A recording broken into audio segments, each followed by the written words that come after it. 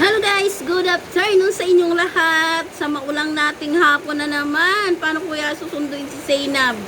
Umuulan na naman daw sa inyo ha. Basa na naman tayo. Masaya na naman tong mangga na to dahil naligo na naman sa ulan. Tapos yung ilog namin, tapos Diyos ko, nandun pa pala yung kawali namin. Pasensya na kayo, ganito talaga sa probinsya. Ang buhay-buhay. Basta-basta lang. Ayan, yung kawali namin, oh. Nakasahod sa ulan. Umulan na naman kaya. Umulan na naman. Paano ko kaya susundot? Malakas ang ulan. So, yun nga guys. Ipapakilala ko nga pala ang aking sarili sa mga hindi pa nakakilala sa akin. At hindi nyo pa talaga na kikilala kasi nga baguhan lang ako dito sa social media ba? Ako nga pala si Lorna din, tubong Northern Samar, nakapangasawa dito sa Balanga, Bataan. Ang layo, diba? Sobrang layo. So, yun nga guys, kaya nakarating ako dito dahil nga, yun nga, lumipad ako dito. Ang ano ko no, ganito lang talaga, kahit na mahirap, kailangan maging masaya at saka masayahin talaga ako kahit na minsan nasasaktan. Uy, nasasaktan. At ito nga guys, ipapakilala ko nga. Nagpapakilala na nga ako ni. So yun nga guys. Pwede ba akong kumatok sa inyong mga puso na ano nyo naman ba ako, suportahan ba? So, baka sa walang sumusuporta sa akin, baka dito magkaroon ako ng supporter. So yun nga guys, kaya sinasabi ko na wala akong supporter o walang sumusuporta sa akin. Kasi nga, lumaki ako ng mag-isa lang. 11 years old pa lang ako, humuwalay na ako sa mga, ano ko, sa mga relatives ba. Alam nyo naman, kapag wala talaga, hindi ka papansinin. Ako kasi guys, baby pa lang ako, wala na akong tatay. Tapos, nanay ko naman, nakapangasawa ng tiga-Olongga po. So, maaga akong, kumbaga, maaga akong tumayo sa sarili kong paa. So, yun nga, lumaki lang ako sa lola ko. Doon ako, ang hirap magpaliwanag kapag ganito, no? Nagbubulol-bulol, yung dila mo bumabali-baliktad. Pero proud ako sa aking, sa aking salita, sa aking pinanggalingan. Alam nyo naman guys, kapag Bisaya, ganyan talaga ang salita. So, yun nga guys, kumakatok ako sa inyong mga puso. Sana, suportahan nyo ako pa-subscribe ng aking channel, yung Kasambahay Vlog. Kaya Kasambahay Vlog ang nilagay kong pangalan kasi nga dati naman talaga ako kasambahay. Naranasan ko ng kung ano-ano yung naranasan ko. Ilang taon pa lang ako, 12 years old, ay nangatulong na ako. So, diba, kaya naisipan ko Kasambahay Vlog ang aking nilagay na pangalan. At saka proud na proud ako sa mga kasambahay. Mayroon din ako namang channel sa Facebook. Kasambahay din ang aking papel doon. Kaya lang, siyempre yung ibang tao hindi kumbaga maraming nagagalit, marami ding may mga natutuwa din. Siyempre gano'n naman talaga, 'di ba? Kahit naman sa sa totoong buhay, 'di ba? Kapag wala kang pera, hindi ka pinapansin. Pero kapag may pera ka, kagaya ko, wala akong pera, hindi pa ako pinapansin. Baka dito guys, malay mo naman pala rin tayo at ako rin yumaman. Ay! Yumaman talaga. So yun nga guys, nakapangasawa ako dito, tiga Bataan, mapakabait. Kahit na 3 anak, nagkakilala kami nun guys, is ang ingay ng ulan, no? Pasensya na kayo, ang ingay-ingay ng ulan. Sarado natin itong bintana para hindi masyadong marinig. Ayan. So, yun nga guys, nagkakilala kami ng aking asawa, is 3 ang kanyang anak. Siya ay balo. Tapos, nung nagkakilala kami, ang bunso niya, ilang taon pa lang is 1 year old. Tapos, sa ngayon, is 21 years old na siya. O, diba? Ang 3 niyang anak, yung panganay niyang anak na lalaki, nagtatrabaho na.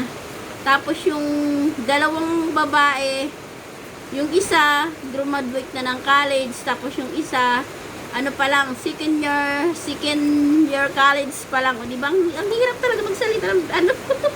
So guys, intindihin nyo na lang. Tapos ako rin naman, is may isa akong anak, is tapos na rin sa pag-aaral guys.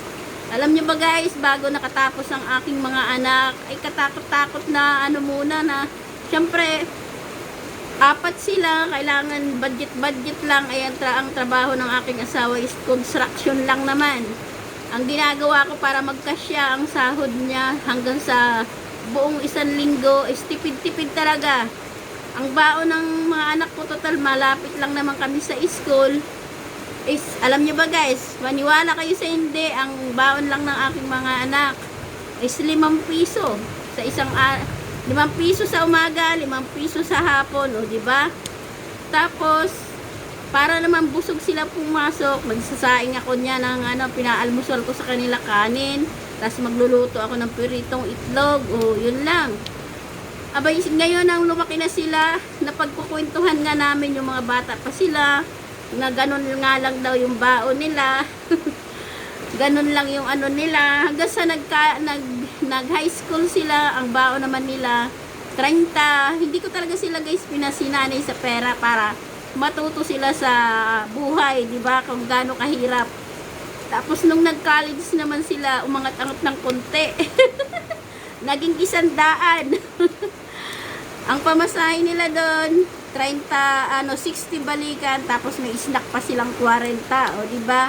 Tapos pinagbabaon ko na lang sila ng kanin, kung ano na lang may ulam diyan. Dami kong kwento, di ba?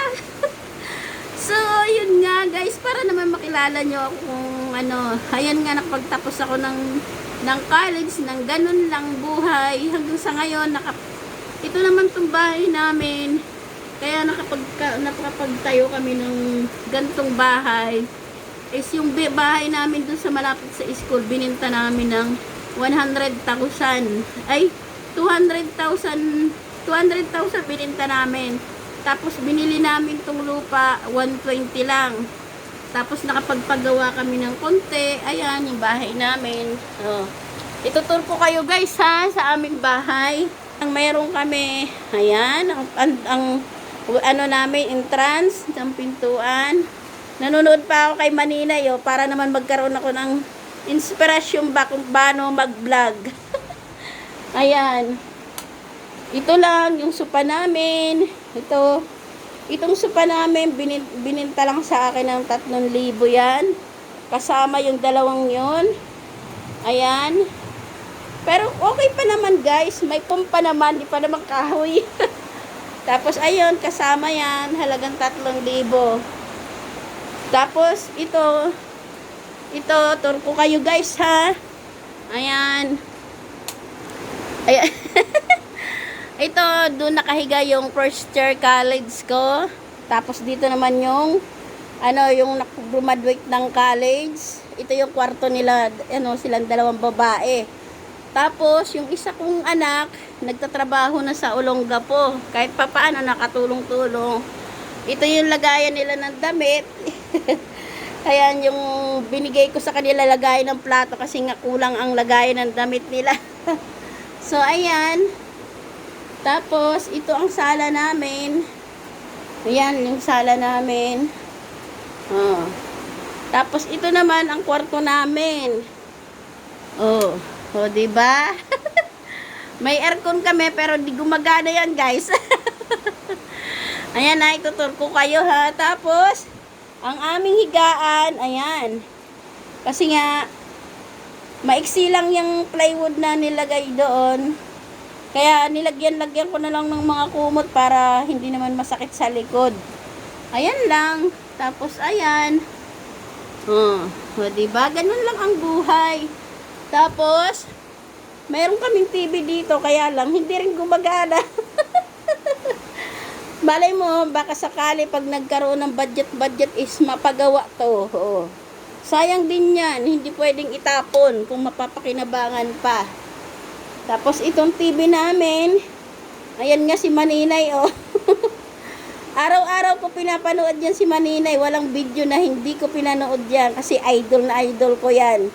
Yan yung ginagaya kung paano mag-vlog. Sa kanya ako maano ng lakas ng loob. Uy, lakas ng loob. Kaya shout out sa'yo, Idol Maninay. Lalo na kapag nasa bahay si Maninay, bahay nila, ay gustong gusto ko yun dahil nalilibang ako sa papanood sa kanya. So yun nga yung TV na yan guys, kinuha namin ng hulugan yan. Wala si Maninay. Tapos ito guys, dito naman, ayan, tara punta tayo sa aming munting kusina. Saan ka? Ayan lang ang aming munting kusina. Itong guys, itong rep na to, nakuha ko rin yung hulugan. Pero, tapos na rin yan guys. Maganda naman talaga yung, may Santo Niño din kami dito. Maganda na naman talaga yung kumukuha-kuha ng hulugan. At nakakaipon din ng, kahit papano, hindi ka man makapag, ano ba to? Hindi ka man makakuha ng biglaan yung pambili kasi nga syempre wala tayong pambili kaya kailangan maghulugan. I-budget lang ba? Natapos ko yan ng walang lagpas-lagpas. Ay, walang palya-palya guys. So yun nga, dami nating tapos. Ito lang ang aming ulam kanina. Ano ba yung ulam namin? Nakalimutan ko na. Ay! Ayan, bangus na pinorstick ko na lang guys. Tapos kanin, uy, manatira pa dito. Tapos ito rin guys, kinuha ko din yan sa hulugan, home credit yan. Nabayaran ko rin yan. Siguro mga 2 years na yan sa akin. Pero mukhang bago pa guys, no? Ganyan lang talaga kapag inaalagaan natin yung mga gamit. Tumatagal. Itong rep din na matagal na rin yan guys na panahon. Talaga panahon. Gano'n naman talaga guys kapag inaalagaan natin yung gamit, tatagal. Yung din yung mga yung mga baso-baso diyan. Matagal na yan guys, yung mga yan. Yung mga gamit-gamit ko diyan. Tapos ito naman guys, pinagawa ko yan sa aking mister kasi nga yung ginawa niya ng cabinet doon, pinakyaw niya ng 28 ata, 28,000, ganito rin yung may binigay sa kanyang isang plywood. Tapos ito, mga binigay yan sa kanya, ito. Ayan. So, ayun nga, nag-ipon ako ng tatlo pa yung plywood. Tapos, ayan, pinabuo ko sa kanya. Ayan, marunong siya gumawa ng At saka ngayon pala guys, yung asawa ko, magaling siya gumawa ng bahay, kumbaga, ibigay lang sa kanya yung plano, kaya niya na gawin yun. Siya yung nangungontrata, kaya lang, siya yung subcon. Hala guys, ang lakas ng ulan, tingnan nyo, lumakas na yung ulan, paano ko susunduin yan si Zainab? Lalaki na naman yung ilog niyan guys. Ay, nako, 2 araw tapos may pa dun, may nagpakita yung buwan guys, wala. Di ba? Ang baba, ang liwanag ng buwan. Tapos yan guys, yung ilog naman guys, kapag halimbawa malakas yung ulan talaga, 1 linggong walang tigil, mapupuno lang siya. Pero hindi naman naapaw. Tapos ayun yung harapan namin. Tara, punta tayo sa may harap. Ay, teka pala. Sarado ko pala muna yung yung bintana dito. Kasi nga, umaangge. Punta tayo dito sa aming harapan. Papakita ko sa inyo ang aming harapan. And, meron kami dito. Ayan. Ito nga pala si Mime at saka si Lucky. Ito si Mime, ito. Nagkasakit yan. Pero ngayon, okay na siya. Tapos ito, mayroong kubo-kubo kami dito sa harapan ng bahay namin. Kapag nagpapahinga, dyan kami muna nagpapahinga dyan. Tapos may mga halaman din ako doon. May mga alaga din si Mang Ronnie na mga manok.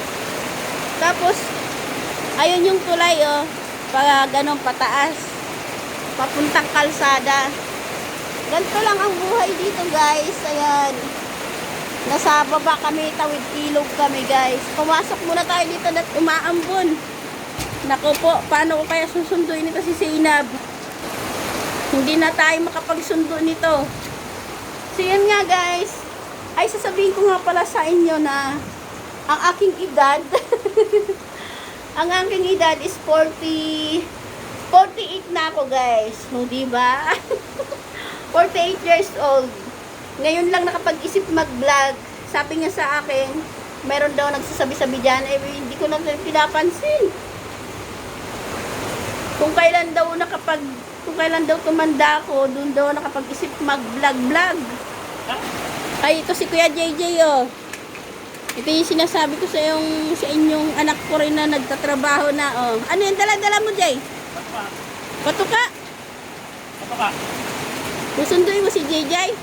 Sabay ka na. Ay, si Zainab? Sabay ka na. Safety na ako dito. Ha? Safety na ako. Saan? Sabay ka ba? Ha? Ito lang. Bata ako.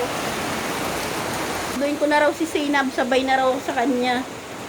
So, yun nga, guys. Hanggang dito na lang muna tayo. Please, pa-subscribe my channel and pa-like na rin and share na rin.